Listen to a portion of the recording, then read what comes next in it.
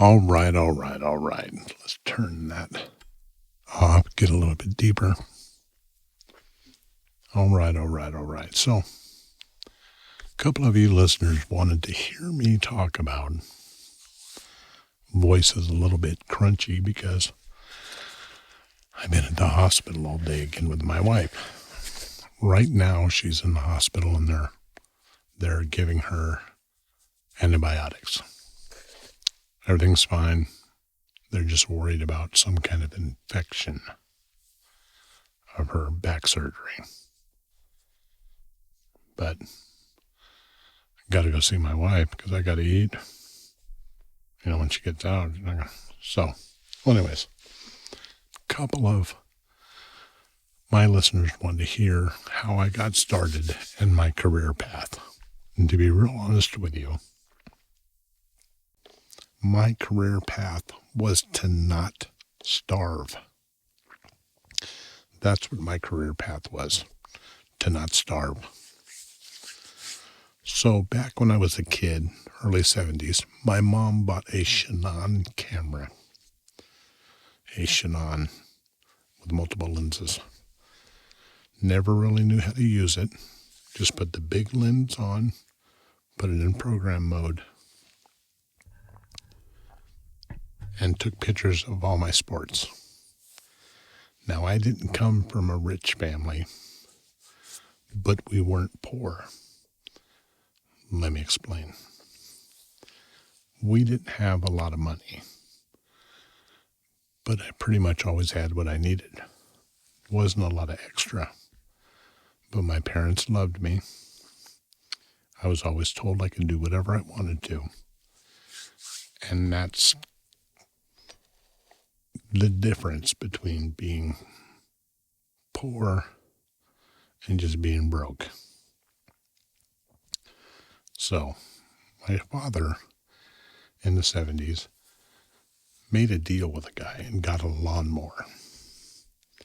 We lived in a housing tract, and there's about 50 houses. To be honest with you, there's 58, but I'm going to say 50. So I made a deal and would mow those 50 houses' lawns one time a month for $10 a lawn.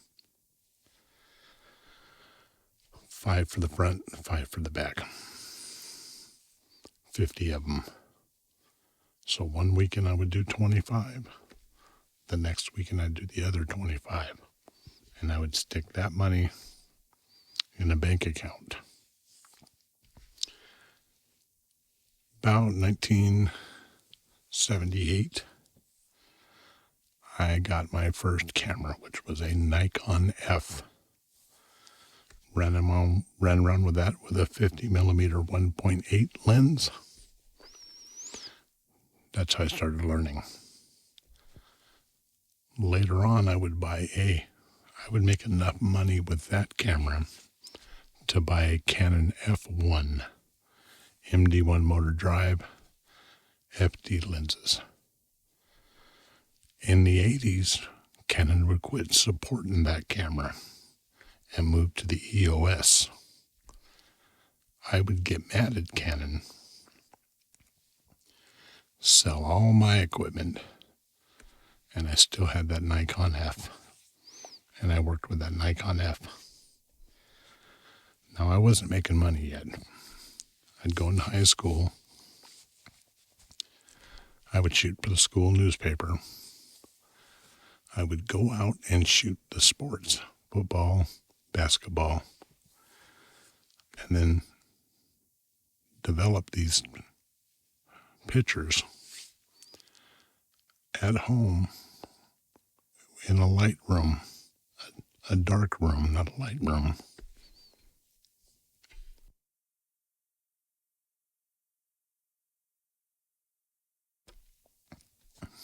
And sell them to my buddies at school. Take that money, invest into my dark room and my Nikon stuff very slowly. Through that, I would make a little bit of money. Not out of high school yet. My dad was a plumber. On the weekends as I got older, I would work for him, do my other stuff, take pictures. Later on, so I'm just giving you a roundabout way of how I got into this. I would want to get serious. So I'm in high school. I want to work on the weekends. So I'm trying to figure out ways I can get work. My dad's buddy owned a bar with a restaurant in it. I asked him if I could take pictures for his menus. He agreed. That was my first commercial shoot. And I got $100 for that. I was on cloud 9. So instead of boring you with little trivial things, towards the end of the 80s, I decided I wanted to do this full time. So I had a full-time job. I would save money, buy me a medium format camera, and I would contract out to these other companies to take commercial portraiture. Now, so back then, you had a bunch of these companies that used to run around and take pictures, family photos like Owen Mills, AFP. AFP would eventually buy Coppinger's Color Lab, PSI. But there was road crews. What they'd do is they'd contract out to photographers like me to go take these family photos. And what they would do is they'd do these school fundraisers. And they'd get the kids going, come to the school, the families would come to the school. They'd sell little coupons, $5, $10. And I'd contract out with those guys. So they would send me to different towns, different cities, and we would do these fundraisers. Most of the time I worked with, who was it I worked with out there in Scappoose?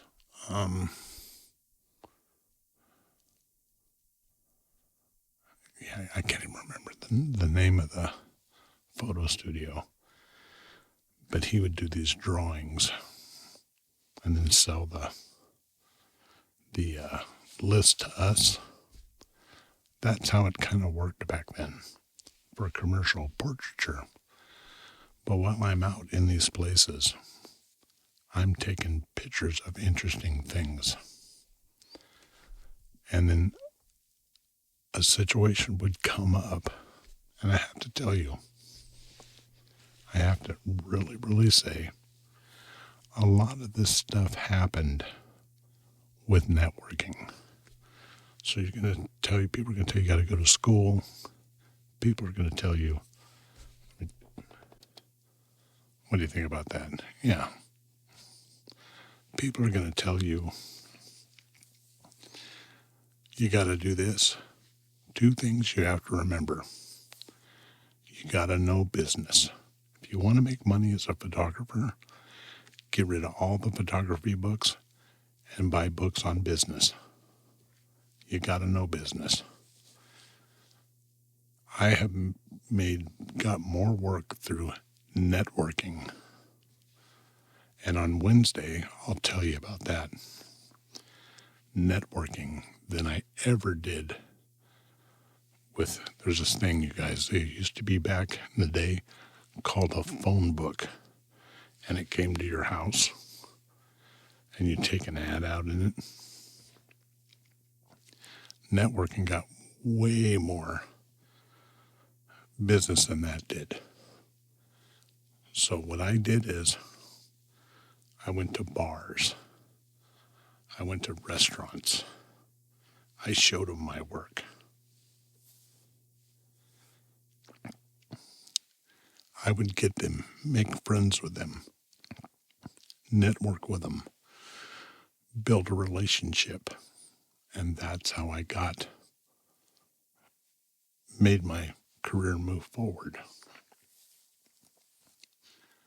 The big thing is a problem. If somebody has a problem and you can fix that, you'll build a relationship because you're fixing their problem. So you'll hear run down and to the bar and do this thing. Quick, easy money. Yeah, it doesn't work like that. Build a relationship.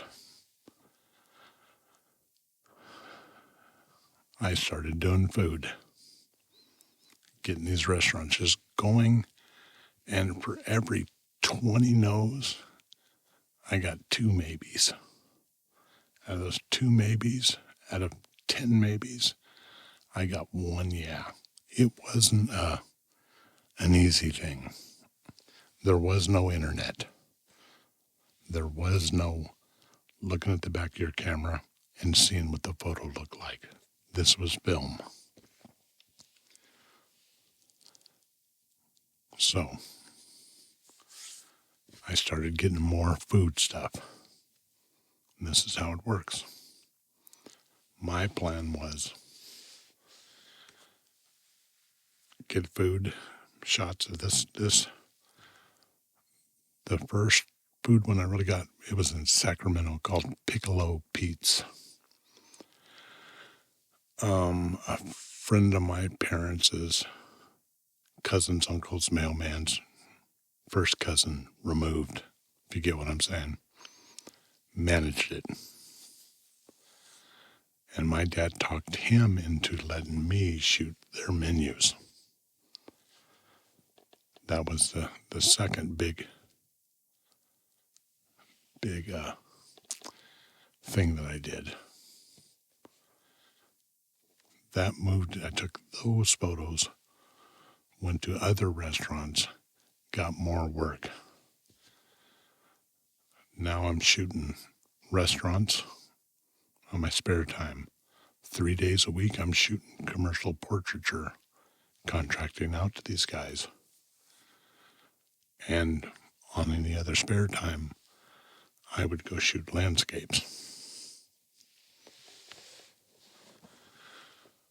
I went with some buddies to a strip club. I'm sitting in the strip club, and there was this girl. She was dancing. My buddy got real close to her. Yeah, I know what you're thinking, but I mean, they really started talking. About a week later, they would start dating. She would be a real nice girl. I'm going to change her name. I'm going to call her Angela. Really nice girl. Going to college, the typical old stripper story, working her way through college. She made good money.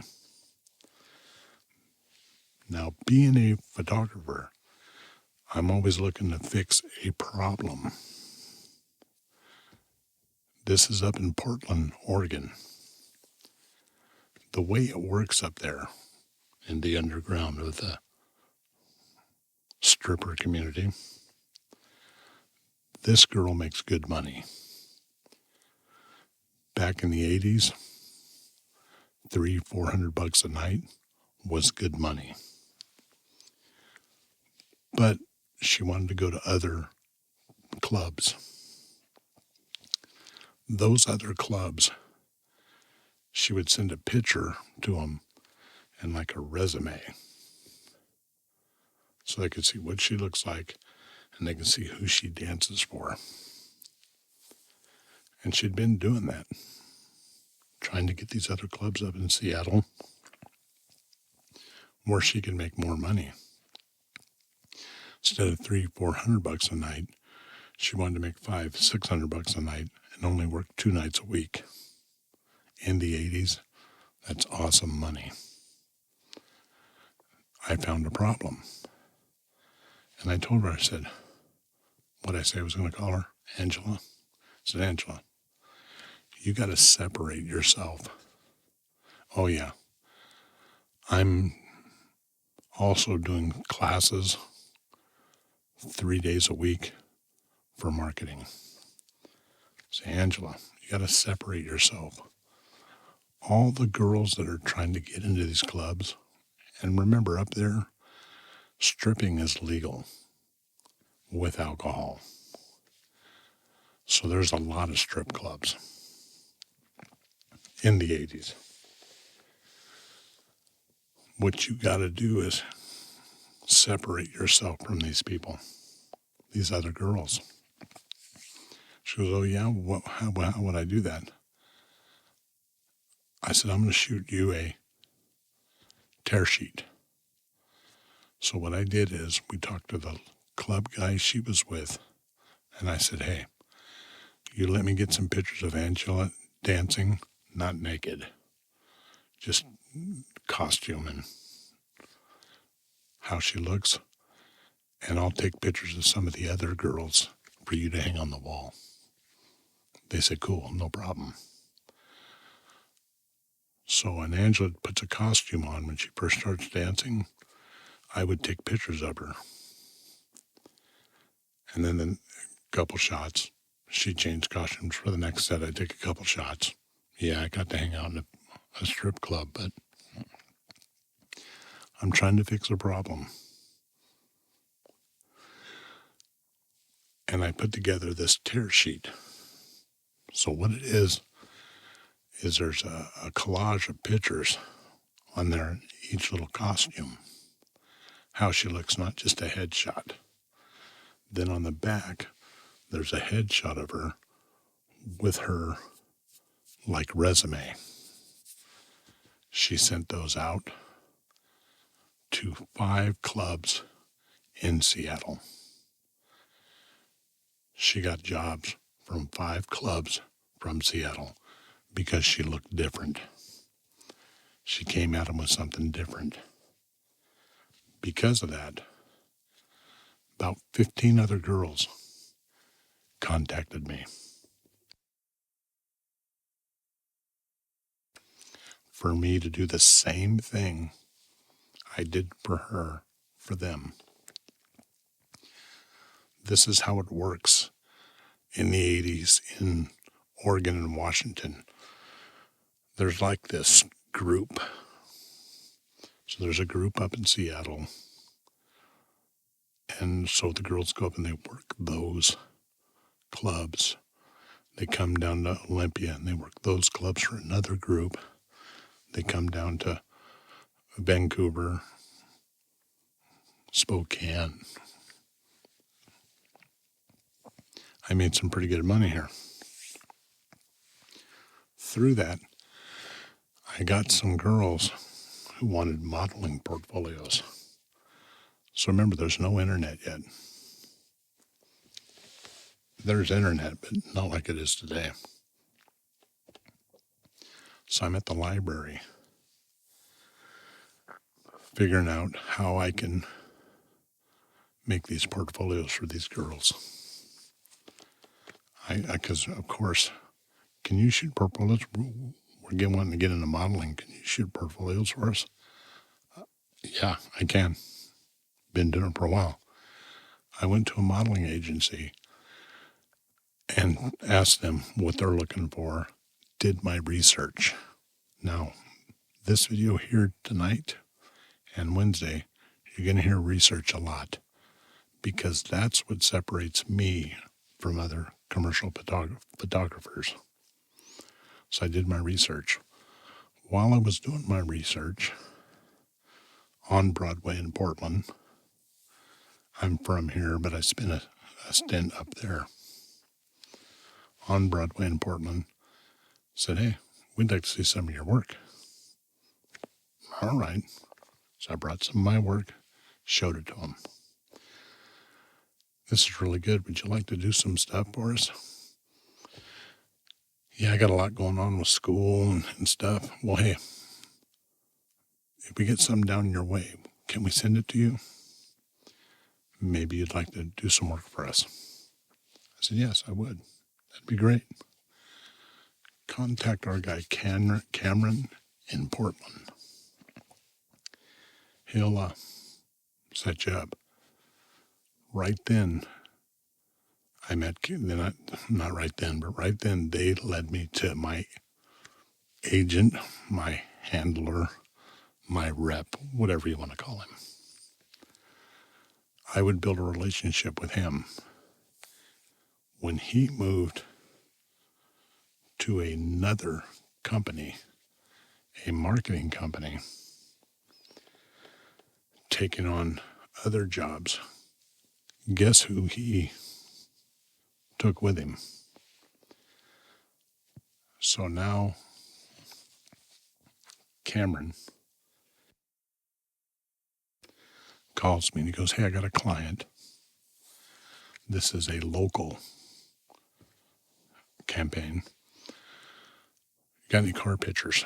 I'm going to sell you to them on some car pictures. I said, no, but I can get some. Give me a week. Now remember, there was no emailing.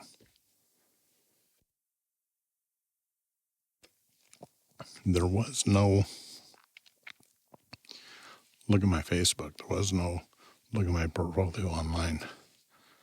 I boxed up a portfolio of real 16 by 20s, 11 by 14s, matted in a anvil case, and took them to him, and he would show them to the client. So I need some pictures of a car. Me and a buddy Dave went down, and back then you could take a new car in a test drive, and the salesman didn't go with you. So I mapped out what I wanted to do. We went and took a Jeep for a test drive. We took that Jeep, went to the river, the Columbia River, shot some shots of it. I did my stuff, went in the room, made 15 photos of this Jeep in different positions, different ways. Probably 4.5 hours. Jeep was pissed. But we came back, give him the Jeep back. Built the portfolio, took it to Cameron. Cameron showed his clients, and I got another job for Ron Tonkin Chevrolet. It was a local campaign. Shot some billboards. That's how that happened. But I learned something. I learned something brand new. Build the portfolio for the client. That's where I picked this up. Now remember, I'm 19 years old. Build the portfolio for the client. So, I go to Jeep. Hey Jeep, the local Jeep place. It wasn't Ron Tonkin Jeep. It was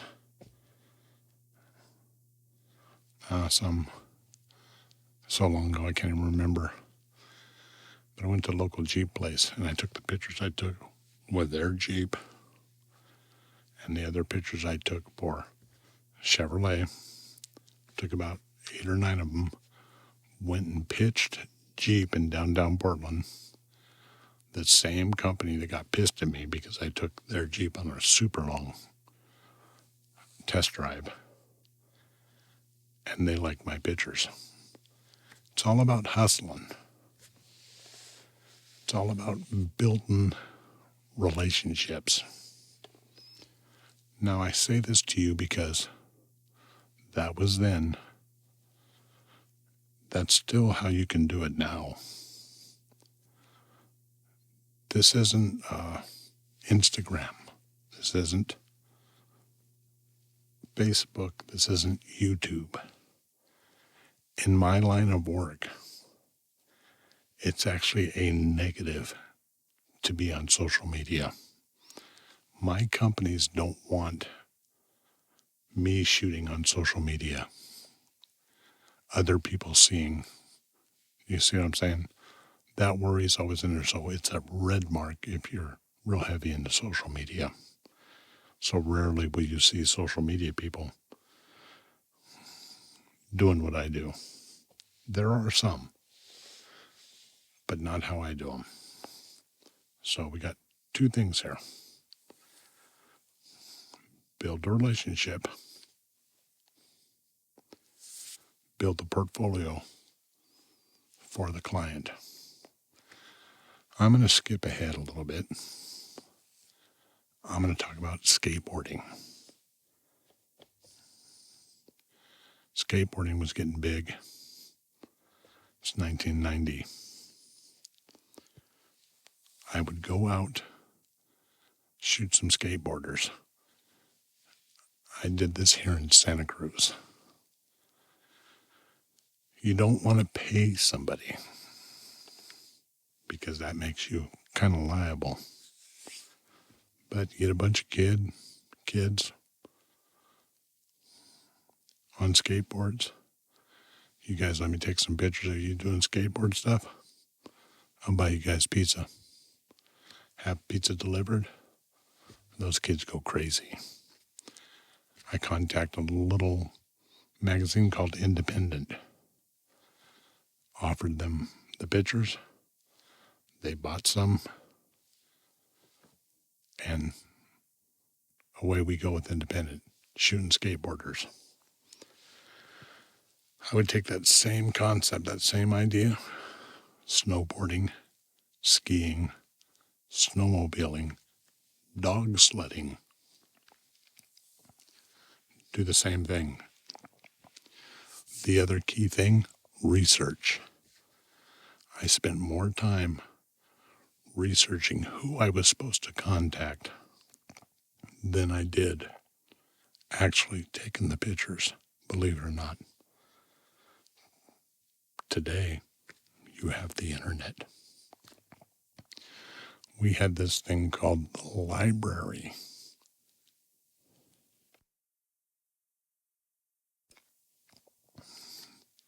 Started taking pictures of all those. Not big sellers, but I came across a guy named Ron. Let's say, okay, a guy named Ron Ina. This guy's a stock photographer. I'm out doing snowboarding pictures. I run into him. I'm at the coast skateboarding. A year later, I run into him again. Tell Ron, what do you do? He goes, well, I'm a stock photographer.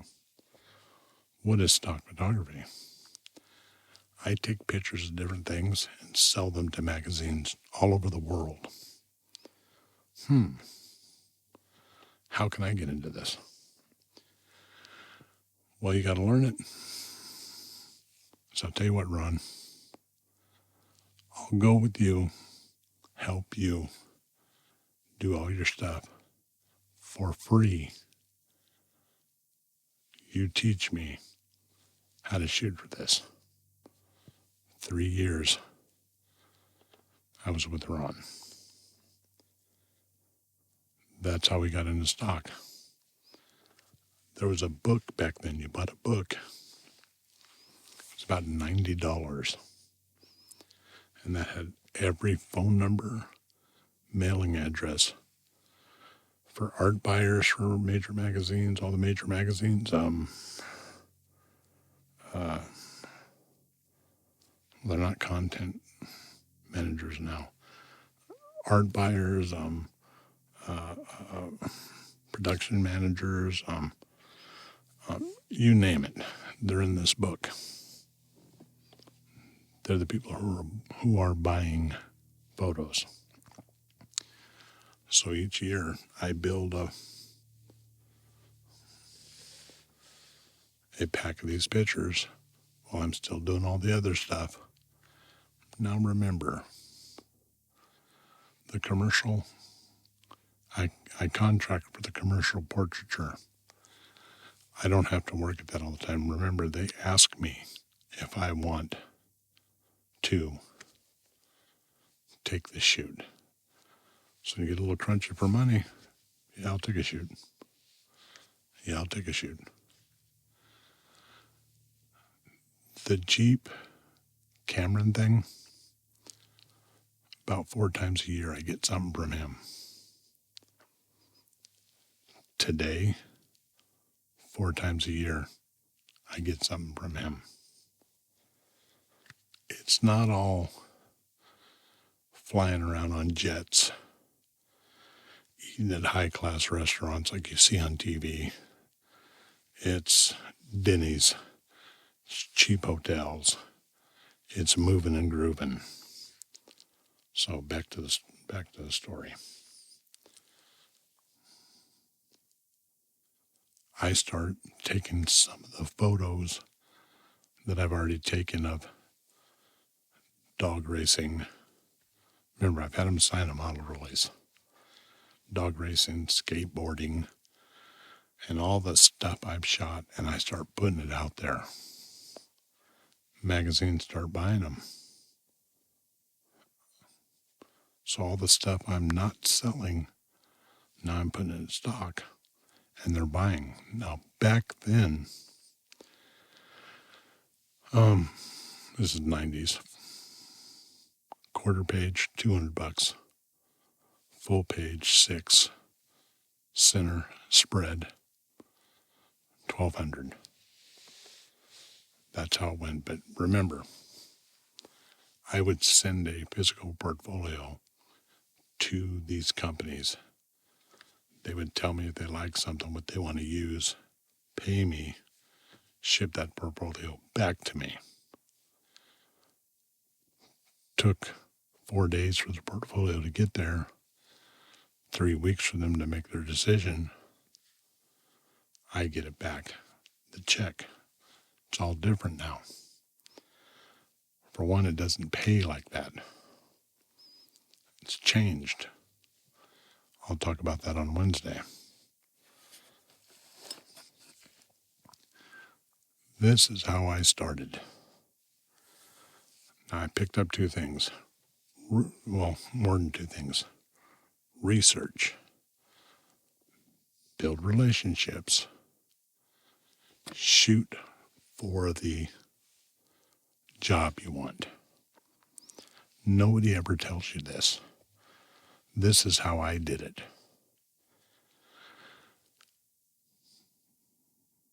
Today, I shoot for a large company that has owned 7 other large companies. If you've looked in a magazine in the last 10 years, been on the internet in the last 10 years, looked at a billboard in the last 10 years, you have probably seen one of my pictures. It's not glamorous. It's not Ansel Adams. It's not. But what it does do is pay the bills. So where was I? I started ranting about that.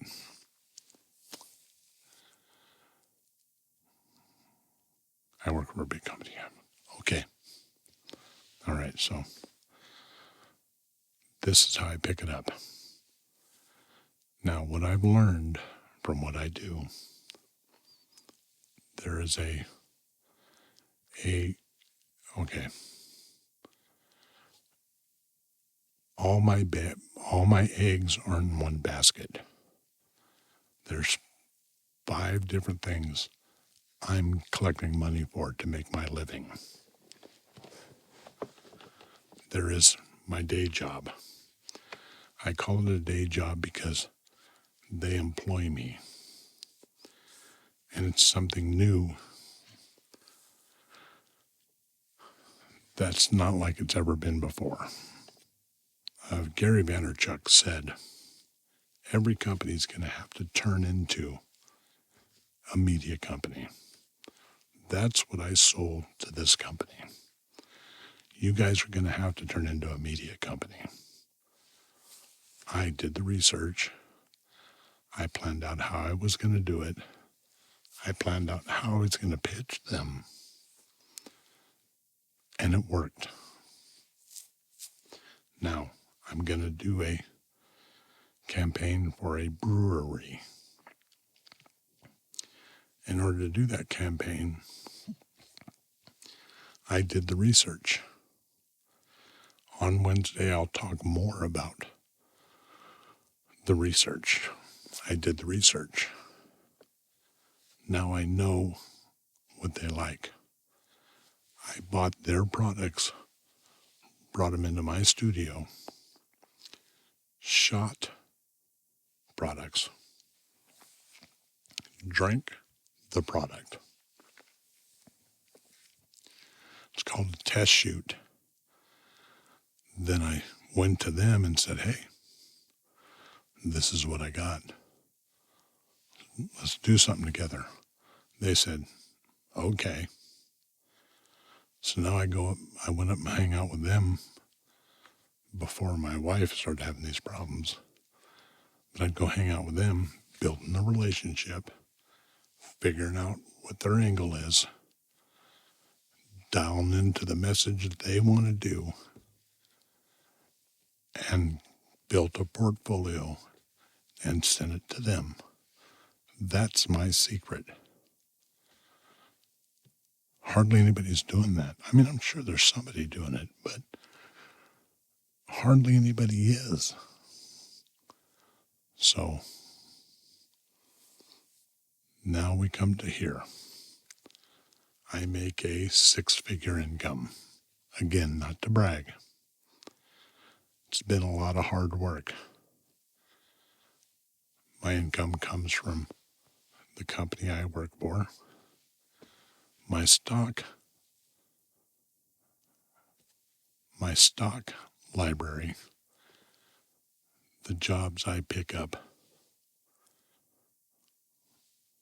in food and beverage. The company that I work for, because it's a different kind of position, they can't retain me. So they hired me. By hiring me, I said, if you can't retain me, here's my number to retain me or hire me for what I do. Because I have to be employed by you. I expect a company vehicle. I expect a company expense account. They said, okay. But they had problems. They had a problem with training. They have a problem with awareness. I came up with a plan before I went to them with a way to correct that and stay on top of it through social media, YouTube, white papers, talks, the look. And I'll talk more about that on Wednesday. But I told you guys I'd come up with a video today, and I wanted to do one just talking between me and you. And to the listeners that wanted to hear this, I know it's not nitty-gritty, but on Wednesday, late, I'll talk a little bit more about some good ideas. If you wanted to get into this, how I think you could stand out by going to a bar or a restaurant, how I would get that work today. Better yet, how I'm gonna go get that work today. And I'm also going to talk to you about 360 walkthroughs, how I turned that into a very, very lucrative part of my business. But I'm not going to tell you about doing it. I'm going to show you how. I'm not going to show you. I'm going to tell you how I did it and the hustle I did to make that 360 make me some money. So anyways, this is me talking about how I got here. Again, my career path was to not starve. My career path was to become a photographer, to retire doing what I love. With YouTube and what I'm doing, I will retire doing what I love, creating. This is all about creating. And I'm not one of those guru guys where if you do what I say, there's 100 ways to do these things. But I've had a lot of fun, and I've learned a lot how I did it. And it might be a lot different than anybody else, the way anybody else did it. But it taught me what I'm doing today. And I haven't even talked about school or, oh yeah, I forgot to tell you. I'll tell you this on Wednesday too. Some point in time there, I became a world-class USPA free fall photographer. I used to skydive for a living. That's another story for another time. But hey, you guys, appreciate it. I hope you like this. I hope it answers some questions and tells you a little bit about me. And if you have any questions, don't be afraid to ask. I'm an open book. And if you're trying to do something like this, if I can do it, you can do it. Good night.